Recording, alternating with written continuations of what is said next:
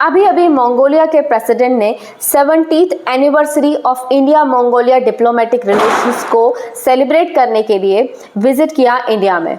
अब खास बात यह है कि इंडिया और मंगोलिया एक दूसरे से कैसे रिलेशन शेयर करते हैं। इंडिया और मंगोलिया एक दूसरे के हिस्टोरिकली बहुत अच्छे पार्टनर्स हैं, बहुत अच्छे दोस्त हैं और इसे समझना बहुत ज़्यादा ज़रूरी है। हिस्टोरिकली इंडिया और मंगोलिया के रिलेशंस एक दूसरे से थे क्योंकि 4300 ईयर्स अगो मंगोलिया में जो किंगडम थी, कांगड़ा किंगडम, उसके राजा हुआ करते थे मंगलदेव। उनके राज में ऐसा कहा जाता है कि वहाँ के लोग मतलब मंगोलिया के लोग भारत माइग्रेट करके आया करते थे।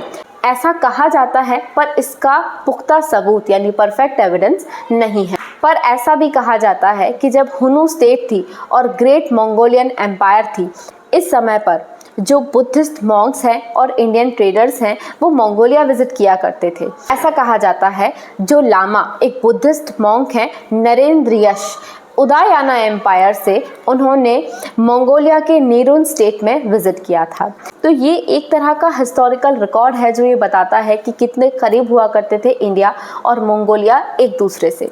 इसी तरह से इंडिया और मंगोलिया के बीच में पॉलिटिकल रिलेशंस भी काफ़ी अच्छे रहे। 1955 के आसपास इंडिया और मंगोलिया के बीच में डिप्लोमेटिक रिलेशंस शुरू हुए और ऐसा कहा जाता है कि India first out of the मतलब आउटसाइड द सोशलिस्ट ब्लॉक है जिसने मंगोलिया के साथ में रिलेशंस मेंटेन किए।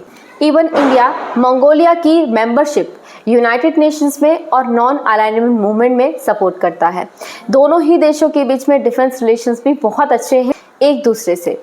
नोमैडिक एलिफेंट नाम की एक एक्सरसाइज है जो दोनों ही देशों के बीच में हर साल होती है ताकि डिफेंस लेवल पर एंगेजमेंट हो सके और दोनों ही देश एक दूसरे की जो सुपीरियर टेक्निक्स हैं मिलिट्री की वो अपना सके और एक दूसरे को डिफेंस में सपोर्ट कर सके, टेररिज्म को काउंटर कर सके।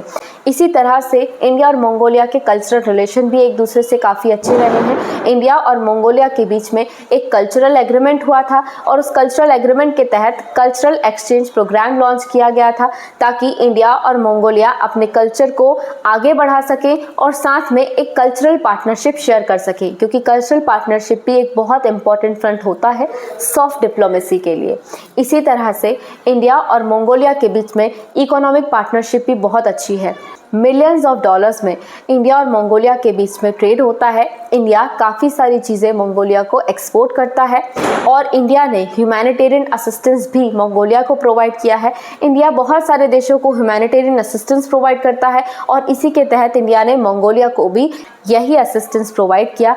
वहाँ की ट्राइबल कम्युनिटी के जो हर्डर चिल्ड्रंस थे उनको सपोर्ट प्रोवाइड किया $20,000 प्रोवाइड करके।